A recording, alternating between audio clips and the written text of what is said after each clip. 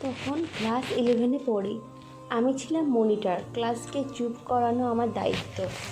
কয়েকজন মেয়ে উচ্চস্বরে গল্প করছিল। আমি তাদের পাশে গিয়ে বললাম, তোমরা কেন এত চিৎকার করছো?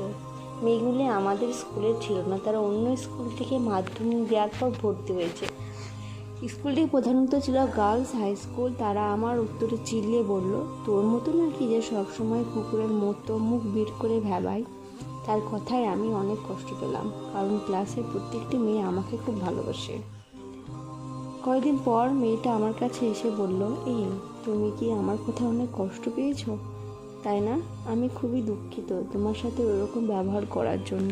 জানো, তোমাকে ওগুলো বলার পর আমার খুব অনুতাপ হচ্ছিল। আমি উত্তরে হেসে বললাম, না গো, তোমার কথায় আমি দুঃখ পাইনি।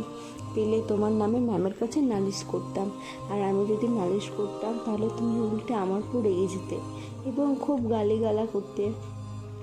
তোমাকে ক্ষমা করেছি বলে তুমি অনুতপ্ত হইতো, এমনটা আর কোনোদিনও করবে না। তারপর থেকে সে আমার একজন ভালো বান্ধবী হয়ে গেল।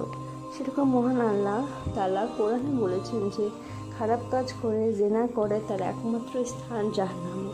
কিন্তু সে যদি অনুতপ্ত হয়ে তওবা করে, আমি তার সমস্ত পাপ পুণ্যে বদলিয়ে দিই। তাই চলুন আজ আমরা আল্লাহর কাছে তওবা করে নিজের পাপ ভর্তি আমলনামাকে পুণ্যতে পাল্টে নিই। হে আল্লাহ, তুমি প্রত্যেক মুসলমান ভাইদের তওবা কবুল করে তাদেরকে জাহান্নামের আগুন থেকে রক্ষা করো, কারণ জাহান্নামের আগুন কোনো মামুল আগুন